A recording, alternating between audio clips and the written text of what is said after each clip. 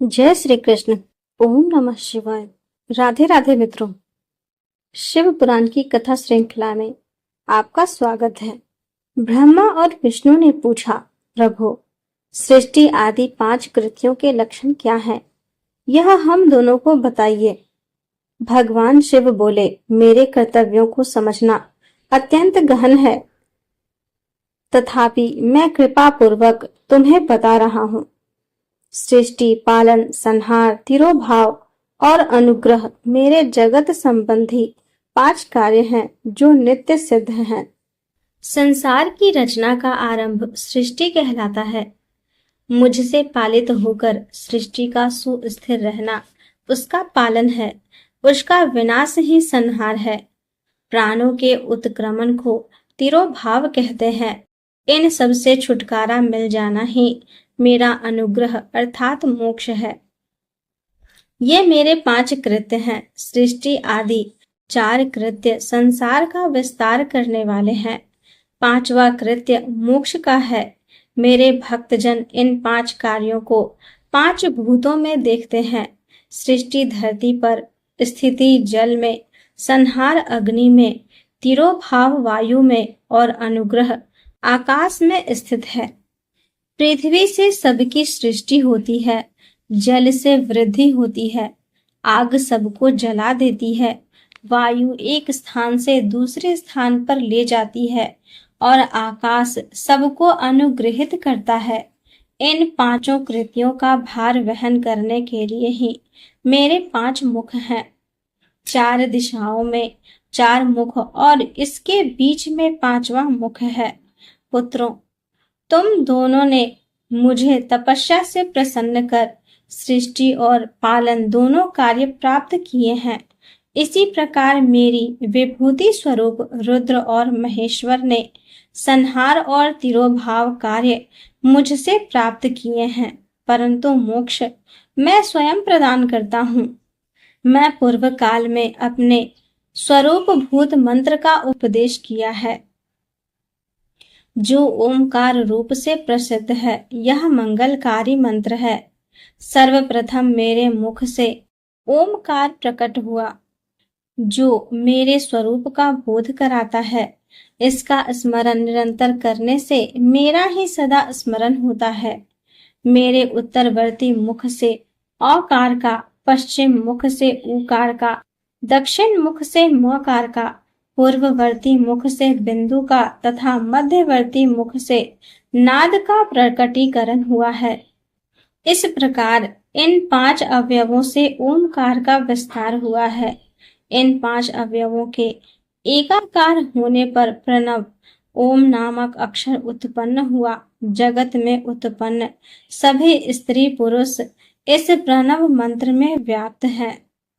यह मंत्र शिव शक्ति दोनों का बोधक है। इसी से पंचाक्षर मंत्र ओम नमः शिवाय की उत्पत्ति हुई है। यह मेरे साकार रूप का बोधक है। इस पंचाक्षर मंत्र से मातृका वर्ण प्रकट हुए हैं, जो 5 भेद वाले हैं। इसी मंत्र से शिरो मंत्र सहित त्रिपदा गायत्री का प्राकट्य हुआ है। इस गायत्री से संपूर्ण वेद प्रकट हुए और उन वेदों से करोड़ों मंत्र निकले हैं। उन मंत्रों से विभिन्न कार्यों की सिद्धि होती है। इस पंचाक्षर प्रणव मंत्र से सभी मनोरथ पूर्ण होते हैं। इस मंत्र से भोग और मोक्ष दोनों प्राप्त होते हैं।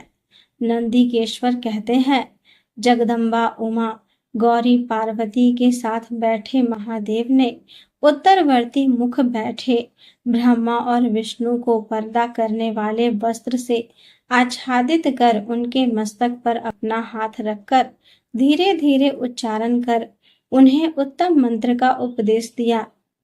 3 बार मंत्र का उच्चारण करके भगवान शिव ने उन्हें शिष्यों के रूप में दीक्षा दी।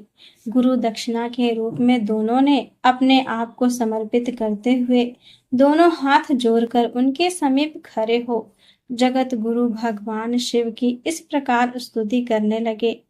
ब्रह्मा विष्णु बोले, प्रभु, आपके साकार और निराकार 2 रूप हैं। आप तेज से प्रकाशित हैं, आप सबके स्वामी हैं। आप सर्व आत्मा को नमस्कार है। आप प्रणव मंत्र के बताने वाले हैं तथा आप ही प्रणव लिंग वाले हैं। सृष्टि, पालन, संहार, तिरोभाव और अनुग्रह आदि आपके ही कार्य हैं। आपके 5 मुख है। आप ही परमेश्वर हैं। आप सबकी आत्मा है, ब्रह्म है। आपके गुण और शक्तियां अनंत है। हम आपको नमस्कार करते हैं। इन पंक्तियों से स्तुति करते हुए गुरु महेश्वर को प्रसन्न कर ब्रह्मा और विष्णु ने उनके चरणों में प्रणाम किया। महेश्वर बोले, आद्रा नक्षत्र में चतुर्दशी को यदि इस प्रणव मंत्र का जप किया जाए तो यह अक्षय फल देने वाला है। सूर्य की संक्रांति में महा आद्रा नक्षत्र में एक बार किया प्रणव जप करोड़ों गुना जप का फल देता है। मृगशिरा नक्षत्र का अंतिम भाग तथा पुनर्वसु का शुरू का भाग पूजा, होम और तर्पण के लिए सदा आद्रा के समान ही है। मेरे लिंग का दर्शन प्रातः काल अर्थात मध्याह्न से पूर्व काल में करना चाहिए। मेरे दर्शन पूजन के लिए चतुर्दशी तिथि उत्तम है। पूजा करने वालों के लिए मेरी मूर्ति और लिंग दोनों समान है। फिर भी मूर्ति की उपेक्षा लिंग का स्थान ऊंचा है। इसीलिए मनुष्यों को शिवलिंग का ही पूजा करना चाहिए। लिंग का ओम मंत्र से और मूर्ति का पंचाक्षर मंत्र से पूजन करना चाहिए। शिवलिंग की स्वयं स्थापना करके या दूसरों से स्थापना करवाकर उत्तम द्रव्यों से पूजा करने से मेरा पद सुलभ होता है। इस प्रकार दोनों शिष्यों को उपदेश देकर भगवान शिव अंतर ध्यान हो गए। शिवलिंग की स्थापना और पूजन विधि का वर्णन। ऋषियों ने पूछा, सूत जी, शिवलिंग की स्थापना कैसे करनी चाहिए तथा उसकी पूजा कैसे, किस काल में तथा किस द्रव्य द्वारा करनी चाहिए? सूत जी ने कहा, महर्षियों, मैं तुम लोगों के लिए इस विषय का वर्णन करता हूँ। इसे ध्यान से सुनो और समझो। अनुकूल एवं शुभ समय में किसी पवित्र तीर्थ में, नदी के तट पर, ऐसी जगह पर शिवलिंग की स्थापना करनी चाहिए जहाँ रोज पूजन कर सके। पार्थिव द्रव्य से, जलमय द्रव्य से अथवा तेजस द्रव्य से पूजन करने से उपासक को पूजन का पूरा फल प्राप्त होता है।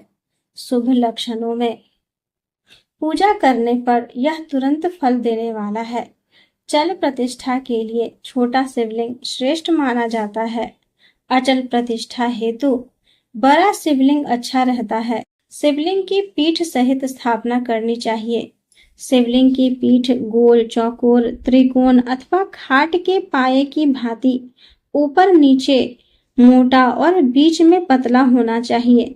ऐसा लिंग पीठ महान फल देने वाला होता है। पहले मिट्टी अथवा लोहे से शिवलिंग का निर्माण कराना चाहिए। जिस द्रव्य से शिवलिंग का निर्माण हो उसी से उसका पीठ बनवाना चाहिए। यही अचल प्रतिष्ठा वाले शिवलिंग की विशेषता है। चल प्रतिष्ठा वाले शिवलिंग में लिंग व प्रतिष्ठा एक ही तत्व से बनानी चाहिए। लिंग की लंबाई स्थापना करने वाले मनुष्य के 12 अंगुल के बराबर होनी चाहिए। इससे कम होने पर फल भी कम प्राप्त होता है, परंतु 12 अंगुली से लंबाई अधिक भी हो सकती है। चल शिवलिंग में लंबाई स्थापना करने वाले के 1 अंगुल के बराबर होनी चाहिए, उससे कम नहीं। यजमान को चाहिए कि पहले वह शिल्प शास्त्र के अनुसार देवालय बनवाए तथा उसमें सभी देवगणों की मूर्ति स्थापित करे। देवालय का गर्भगृह सुंदर, सुदृढ़ और स्वच्छ होना चाहिए। उसमें पूर्व और पश्चिम में 2 मुख्य द्वार हों। जहाँ शिवलिंग की स्थापना करनी हो उस स्थान के गर्त में नीलम, लाल वैदूर्य, श्याम, मरकत, मोती, मूंगा, गोमेद और हीरा, इन 9 रत्नों को वैदिक मंत्रों के साथ छोड़ें। 5 वैदिक मंत्रों द्वारा 5 स्थानों से पूजन करके अग्नि में आहुति दें और परिवार सहित मेरी पूजा करके आचार्य को धन से तथा भाई बंधुओं को मन चाही वस्तु से संतुष्ट करें। याचकों को सुवर्ण गृह एवं भू संपत्ति तथा गाय आदि प्रदान करें। स्थावर जंगम सभी जीवों को यत्न पूर्वक संतुष्ट कर एक गड्ढे में सुवर्ण तथा 9 प्रकार के रत्न भरकर वैदिक मंत्रों का उच्चारण करके परम कल्याणकारी महादेव जी का ध्यान करें। तत्पश्चात नाद घोष से युक्त महामंत्र ओमकार का उच्चारण करके गड्ढे में पीठ युक्त शिवलिंग की स्थापना करें। वहां परम सुंदर मूर्ति की भी स्थापना करनी चाहिए तथा भूमि संस्कार की विधि जिस प्रकार शिवलिंग के लिए की गई है उसी प्रकार मूर्ति की प्रतिष्ठा भी करनी चाहिए। मूर्ति की स्थापना अर्थात प्रतिष्ठा पंचाक्षर मंत्र से करनी चाहिए। मूर्ति को बाहर से भी लिया जा सकता है परंतु वह साधु पुरुषों द्वारा पूजित हो। इस प्रकार शिवलिंग व मूर्ति द्वारा की गई महादेव जी की पूजा शिव पद प्रदान करने वाली है। स्थावर और जंगम से लिंग भी 2 तरह का हो गया है। वृक्ष लता आदि को स्थावर लिंग कहते हैं और कृत्रिम लिंग आदि को जंगम लिंग। स्थावर लिंग को सींचना चाहिए तथा जंगम लिंग को आहार एवं जल देकर तृप्त करना चाहिए। यों चराचर जीवों को भगवान शंकर का प्रतीक मानकर उनका पूजन करना चाहिए। इस तरह महालिंग की स्थापना करके विविध उपचारों द्वारा उनका रोज पूजन करें तथा देवालय के पास ध्वजारोहण करें। शिवलिंग साक्षात शिव का पद प्रदान करने वाला है। आवाहन, आसन, अर्घ्य, पाद्य, पाद्यांग, आचमन, स्नान, वस्त्र, यज्ञोपवीत, गंध, पुष्प, धूप, दीप, नैवेद्य, तांबुल, समर्पण, निराजन, नमस्कार और विसर्जन ये 16 उपचार हैं। इनके द्वारा पूजन करें। इस तरह किया गया भगवान शिव का पूजन शिव पद की प्राप्ति कराने वाला है। सभी शिवलिंगों की स्थापना के उपरांत चाहे वे मनुष्य द्वारा स्थापित ऋषियों या देवताओं द्वारा अथवा अपने आप प्रकट हुए हों, सभी का उपर्युक्त विधि से पूजन करना चाहिए, तभी फल प्राप्त होता है। उसकी परिक्रमा और नमस्कार करने से शिव पद की प्राप्ति होती है। शिवलिंग का नियम पूर्वक दर्शन भी कल्याणकारी होता है।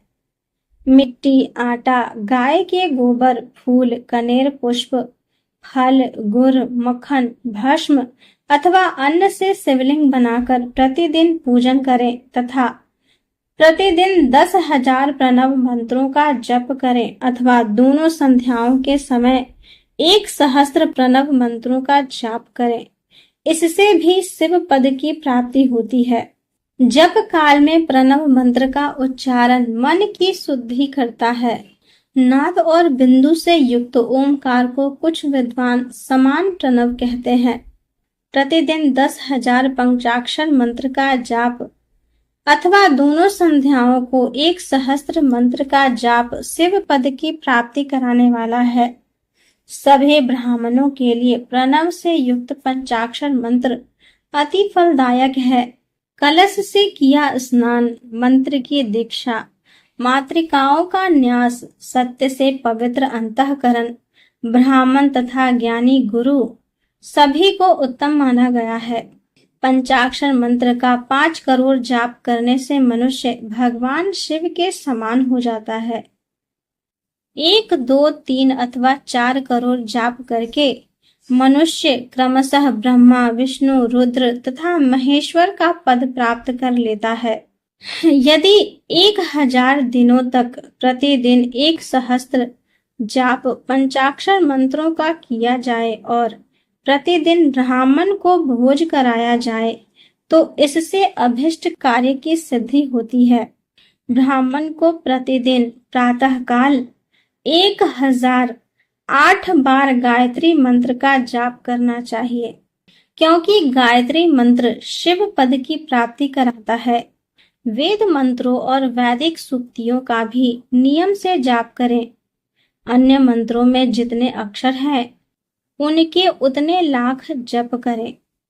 इस प्रकार यथाशक्ति जाप करने वाला मनुष्य मोक्ष प्राप्त करता है। अपनी पसंद से कोई एक मंत्र अपनाकर प्रतिदिन उसका जाप करें अथवा ओम का नित्य 1 सहस्त्र जाप करें। ऐसा करने से संपूर्ण मनोरथों की सिद्धि होती है। जो मनुष्य भगवान शिव के लिए फुलवारी या बगीचे लगाता है तथा शिव मंदिर में झाड़ने बुहारने का सेवा कार्य करता है, ऐसे शिव भक्त को पुण्य कर्म की प्राप्ति होती है। अंत समय में भगवान शिव उसे मोक्ष प्रदान करते हैं। काशी में निवास करने से भी योग और मोक्ष की प्राप्ति होती है। इसीलिए आमरन भगवान शिव के क्षेत्र में निवास करना चाहिए।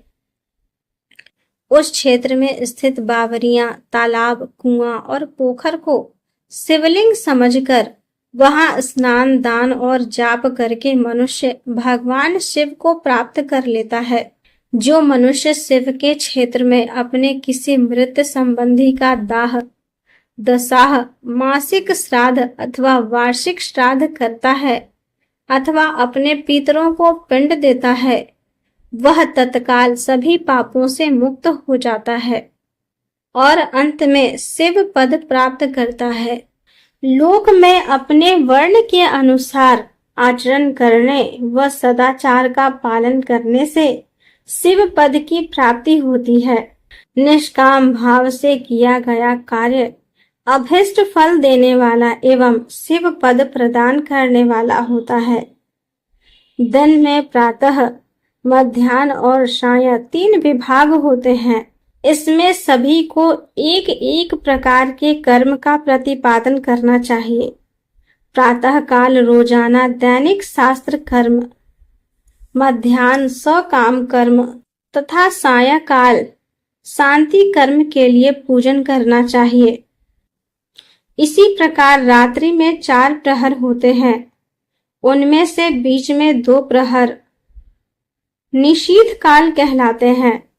इसी काल में पूजा करनी चाहिए, क्योंकि यह पूजा अभिष्ट फल देने वाली है। कली युग में कर्म द्वारा ही फल की सिद्धि होगी।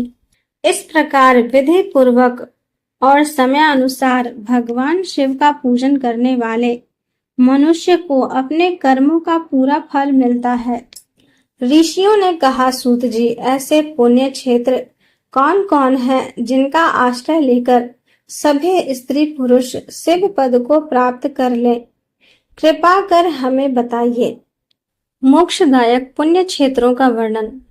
सूत जी बोले, हे विद्वान और बुद्धिमान महर्षियों, मैं मोक्ष देने वाले शिव क्षेत्रों का वर्णन कर रहा हूँ। पर्वत, वन और काननों सहित इस पृथ्वी का विस्तार 50 करोड़ योजन है। भगवान शिव की इच्छा से पृथ्वी ने सभी को धारण किया है। भगवान शिव ने भूतल पर विभिन्न स्थानों पर वहां के प्राणियों को मोक्ष देने के लिए शिव क्षेत्र का निर्माण किया है। कुछ क्षेत्रों को देवताओं और ऋषियों ने अपना निवास स्थान बनाया है, इसीलिए उसमें तीर्थत्व प्रकट हो गया है। बहुत से तीर्थ ऐसे हैं जो स्वयं प्रकट हुए हैं। तीर्थ क्षेत्र में जाने पर मनुष्य को सदा स्नान, दान और जाप करना चाहिए, अन्यथा मनुष्य रोग, गरीबी तथा मूकता आदि दोषों का भागी हो जाता है। जो मनुष्य अपने देश में मृत्यु को प्राप्त होता है, वह इस पुण्य के फल से दोबारा मनुष्य योनि प्राप्त करता है, परंतु पापी मनुष्य दुर्गति को ही प्राप्त करता है। हे ब्राह्मणों, पुण्य क्षेत्र में किया गया पाप कर्म अधिक दृढ़ हो जाता है, अतः पुण्य क्षेत्र में निवास करते समय पाप कर्म करने से बचना चाहिए। सिंधु और सतलुज नदी के तट पर बहुत से पुण्य क्षेत्र हैं। सरस्वती नदी परम पवित्र और 60 मुख वाली है, अर्थात उसकी 60 धाराएं हैं। इन धाराओं के तट पर निवास करने से परम पद की प्राप्ति होती है। हिमालय से निकली हुई पुण्य सलिला गंगा 100 मुख वाली नदी है। इसके तट पर काशी, प्रयाग आदि पुण्य क्षेत्र हैं। मकर राशि में सूर्य होने पर गंगा की तटभूमि अधिक प्रशस्त एवं पुण्यदायक हो जाती है।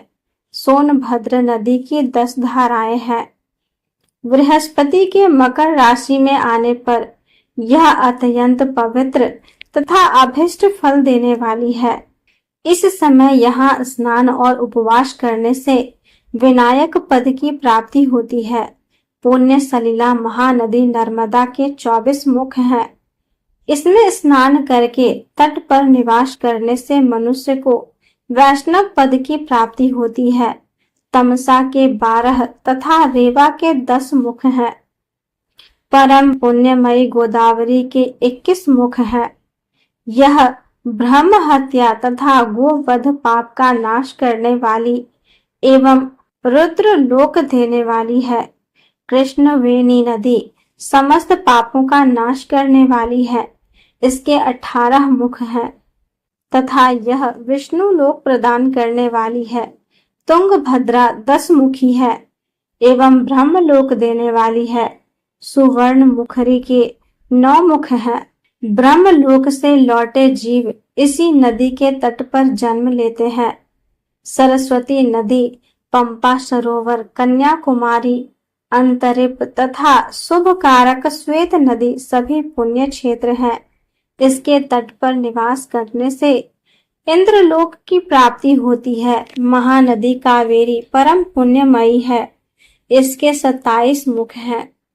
यह संपूर्ण अभिष्ट वस्तुओं को देने वाली है। इसके तट ब्रह्मा विष्णु का पद देने वाले हैं। कावेरी के जो तट शैव क्षेत्र के अंतर्गत हैं, वे अभिष्ट फल तथा शिवलोक प्रदान करने वाले हैं। नैमिषारण्य तथा बद्रिकाश्रम में सूर्य और बृहस्पति के मेष राशि में आने पर स्नान और पूजन करने से ब्रह्मलोक की प्राप्ति होती है। सिंह और कर्क राशि में सूर्य की संक्रांति होने पर सिंधु नदी में किया स्नान तथा केदार तीर्थ के जल का पान एवं स्नान ज्ञानदायक माना जाता है। बृहस्पति के सिंह राशि में स्थित होने पर भाद्र मास में गोदावरी के जल में स्नान करने से शिवलोक की प्राप्ति होती है। ऐसा स्वयं भगवान शिव ने कहा था। सूर्य और बृहस्पति के कन्या राशि में स्थित होने पर यमुना और सोनभद्र में स्नान से धर्मराज और गणेश लोक में महान भोग की प्राप्ति होती है। ऐसे महर्षियों की मान्यता है। सूर्य और बृहस्पति के तुला राशि में होने पर कावेरी नदी में स्नान करने से भगवान विष्णु के वचन की महिमा अभिष्ट फल की प्राप्ति होती है। मार्गशीर्ष मास में सूर्य और बृहस्पति के वृश्चिक राशि में आने पर नर्मदा के स्नान से विष्णु पद की प्राप्ति होती है। सूर्य और विष्णु के धनु राशि में होने पर सुवर्ण मुखरी नदी में किया स्नान शिवलोक प्रदान करने वाला है। मकर राशि में सूर्य और बृहस्पति के माघ मास में होने पर गंगा जी में किया गया स्नान शिवलोक प्रदान कराने वाला है। शिवलोक के पश्चात ब्रह्मा और विष्णु के स्थानों में सुख भोग कर अंत में मनुष्य को ज्ञान की प्राप्ति होती है। माघ मास में सूर्य के कुंभ राशि में होने पर फाल्गुन मास में गंगा तट पर किया श्राद्ध, पिंडदान अथवा तिलोदक दान पिता और नाना दोनों कुलों के पितरों की अनेकों पीढ़ियों का उद्धार करने वाला है। गंगा व कावेरी नदी का आश्रय लेकर तीर्थवास करने से पाप का नाश हो जाता है। ताम्रपर्णी और वेगवती नदियां ब्रह्मलोक की प्राप्ति रूप फल देने वाली हैं। इनके तट पर स्वर्णदायक क्षेत्र है। इन नदियों के मध्य में बहुत से पुण्य क्षेत्र हैं। यहाँ निवास करने वाला मनुष्य अभिष्ट फल का भागी होता है। सदाचार, उत्तम वृत्ति तथा सद्भावना के साथ मन में दया भाव रखते हुए विद्वान पुरुष को तीर्थ में निवास करना चाहिए, अन्यथा उसे फल नहीं मिलता। पुण्य क्षेत्र में जीवन बिताने का निश्चय करने पर तथा वास करने पर पहले का सारा पाप तत्काल नष्ट हो जाता है, क्योंकि पुण्य को ऐश्वर्यदायक कहा जाता है। हे ब्राह्मणों, तीर्थ में वास करने पर उत्पन्न पुण्य कायिक, वाचिक और मानसिक सभी पापों का नाश कर देता है। तीर्थों में किया मानसिक पाप कई कल्पों तक पीछा नहीं छोड़ता, यह केवल ध्यान से ही नष्ट होता है। वाचिक पाप जाप से तथा कायिक पाप शरीर को सुखाने जैसे कठोर तप से नष्ट होता है। अतः सुख चाहने वाले पुरुषों को देवताओं की पूजा करते हुए, ब्राह्मणों को दान देते हुए पाप से बचकर ही तीर्थ में निवास करना चाहिए। आगे की कथा सुनने के लिए मेरे वीडियो को लाइक करें, अपने दोस्तों के साथ शेयर करें तथा मेरे चैनल को सब्सक्राइब करें। धन्यवाद।